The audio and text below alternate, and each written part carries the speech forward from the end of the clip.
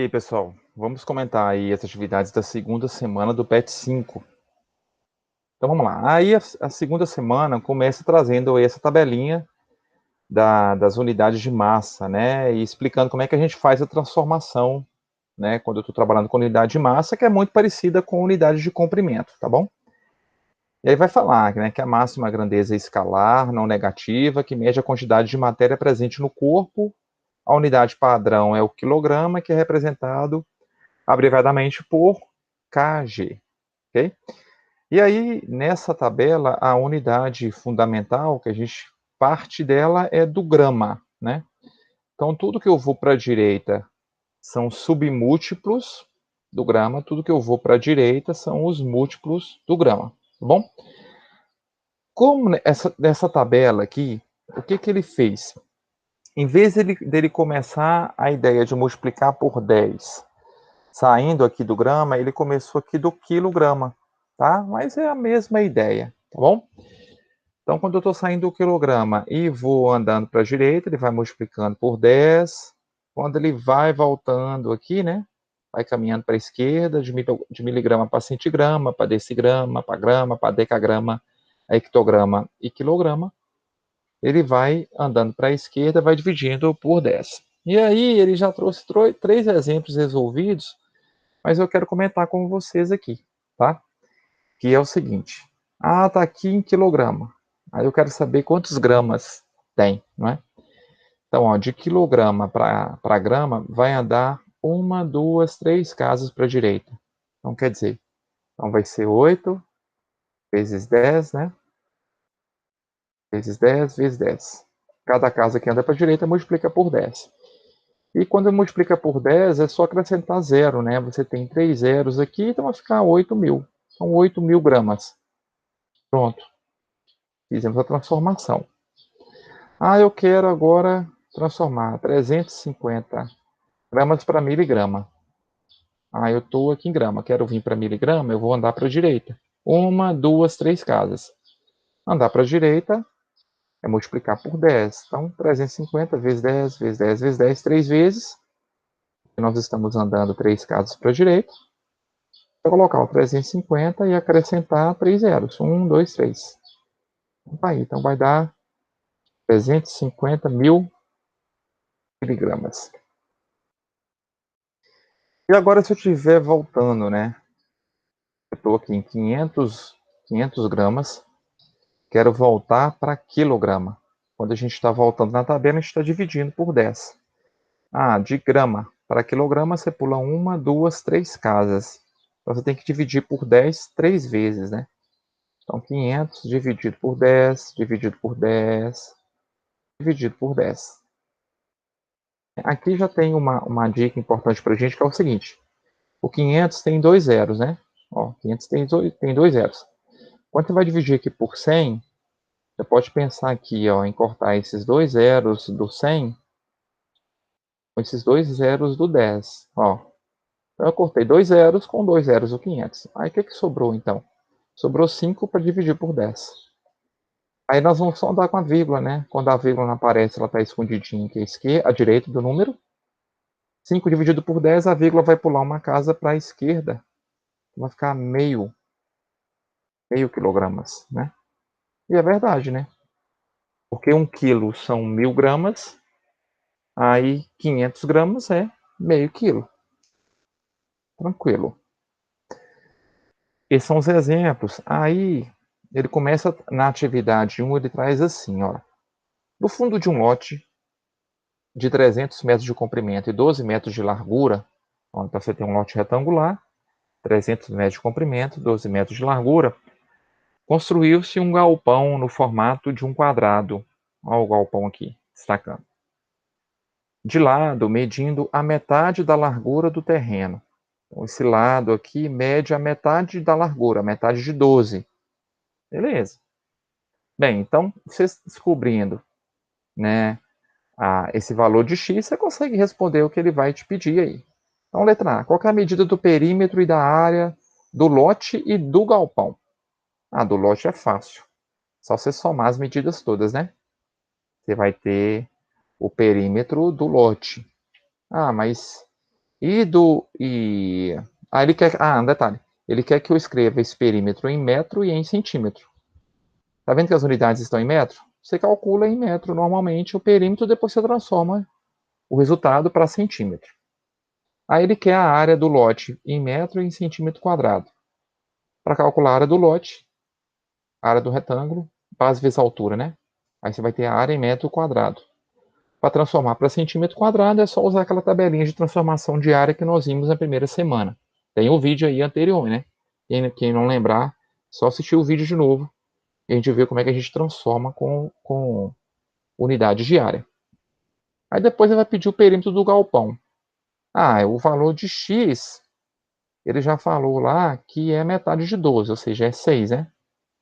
O quadrado tem 4 lados iguais. Então fazer perímetro é fácil, né? Aí ele vai querer o perímetro em metro e em centímetro. E depois ele vai querer essa área do galpão.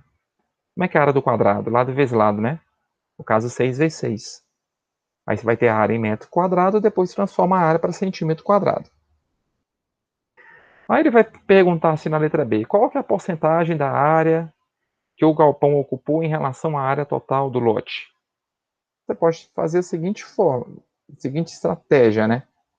Você pode trabalhar tipo com uma regrinha de 3. Então a área do galpão, lógico que eu não vou colocar aqui a resposta, tá? Eu vou chutar um valor aleatório. Vamos supor que a área do galpão seja 16, tá? Vamos supor, não é essa área, tá, pessoal? Vamos supor que seja isso. E vamos supor que a área do terreno, também não sei qual seja, eu não vou falar a resposta, vamos supor que seja, sei lá, 280. Estou chutando o valor aleatório, tá? Detalhe que esse aqui é metro quadrado, aqui é metro quadrado também. Aí você trabalha com a regra de 3, 280 metros quadrados equivale a todo o terreno, a 100%. 16 metros quadrados equivale a x. Grandezas diretamente proporcionais, é só multiplicar cruzado, né? Tipo, 280x é igual a 1.600, é 16 vezes 100, x é 1.600 que divide por 280. Aí você vai ter quantos por cento equivale à área do galpão se ela fosse 16, comparada à área do terreno se ela fosse 280. Aqui eu mostrei uma possibilidade de raciocínio, tá? Lembrando que eu não estou dando resposta para a questão. Fica atento com isso. Letra C. O dono do lote deseja montar uma horta ao lado do galpão, que ocupa a outra metade do lote, conforme mostra a figura. Então ele vai construir aqui a horta, que ocupa metade da área do lote. Qual que é a medida do perímetro e da área dessa horta? Aí ele vai querer o perímetro da horta em metro, em centímetro, e a área da horta em metro quadrado, centímetro quadrado. Vamos lá. A horta é esse retângulo verde aqui, tá vendo? Comprimento 30, largura é 6, né? Porque se o x for 6, e falou lá que o x, que a medida do lado do galpão era metade da largura, então se aqui é 6, aqui é 6 também. Então se você conhece o comprimento e a largura, você consegue fazer a área do retângulo e você consegue fazer o perímetro do retângulo. Pronto, não tem dificuldade. Letra D. Escreva a expressão algébrica com x e y para representar a medida do perímetro e da área livre que sobra no lote. Retângulo mostrado na figura acima. Olha só. A área que sobra é a área livre. Tá bom? Aí ele quer que eu escreva qual que é o perímetro, né? E qual que é, no caso, a área, só que como uma expressão algébrica. Tá bom? Aí depois substitua o x pela medida do lado do galpão e o y em metros para calcular a área e o perímetro da área livre. Isso aqui eu vou dar algumas dicas para vocês nessa questão, tá? Deixa eu fazer aqui. E eu preciso de enxergar a figura. Olha só. Eu vou desenhar aqui um retângulo para representar essa minha área livre, tá bom? Então aqui eu tenho a minha área livre, vai ser esse retângulozinho, né? Aí a gente tem lá o comprimento dessa área livre como y, e essa largura dessa área livre como x também. Então, deixa eu colocar aqui, ó. Vou colocar aqui como y e como x. Deixa eu ver se eu consigo mover a figura. Ah, consigo. Ó, muito bom. Bem, então se aqui em cima é y, aqui embaixo é y também. Se aqui é x também. Ah, então você consegue escrever uma expressão algébrica que representa o perímetro. Lembrando que o perímetro é acima dos lados. Vou dar uma dica dessa, vai. Então vai ficar x com x, 2x, y com y, 2y. Ok, e a área? A área é base vezes altura. Y vezes x. Né? Você pode colocar assim, ou colocar xy. A mesma coisa. Então a expressão algébrica ele já me deu valor. Tá? Na verdade, eu já escrevi a expressão algébrica. Aí ele falou o seguinte: se y equivale a tantos metros, o perímetro do retângulo achurado é. Ele quer saber qual que é a área desse retângulo. Bem, aí eu vou ter que descobrir qual que vai ser esse valor de y e qual vai ser esse valor de x. Como é que eu vou descobrir? Olhando para a figura. O x equivale a 6, porque lá falou que o x era metade da largura do lote. Então, beleza, eu já sei então que esse x aqui é 6 metros. Agora esse y dá para descobrir, olha. Todo o comprimento do terreno é 30. Então, se aqui embaixo eu tenho 30, aqui em cima eu tenho 30 também. Só que esse pedacinho aqui do galpão, esse lado do galpão eu sei. Eu sei que é 6, né? Porque o quadrado tem os 4 lados iguais. Então, esse y equivale a toda a medida, né, do comprimento do terreno, 30, menos 6. Concorda? Então, ó, esse meu y é todo o 30 menos 6. Ó. É todo o comprimento, 30, menos o ladozinho do galpão, 6. Então, quem que é o meu y? É 24 metros. Pronto, tendo o valor de y, tendo o valor de x, você consegue desenvolver a letra D. Bom? Letra E. Depois da terra pronta para ser plantada, a horta, o dono separou um pacote de 100 gramas contendo sementes de tomate. Se o peso de cada semente é de aproximadamente 0,05 gramas, quantas sementes há no pacote? Ó, então ele falou que ele separou um pacote que tem esse peso aí, ó, pacote de 100 gramas. E que cada semente tem esse peso, 0,05 gramas. Ele quer saber quantas sementes há no pacote. Fácil, né? Você tem o peso do pacote. Você tem o peso de cada semente. Como é que eu vou descobrir quantas sementes tem no pacote? Só fazer uma divisão, né? Muito bom. Aí com isso a gente... Ah, não, tem mais uma atividade para a semana 1, que é essa aqui, ó, atividade 2.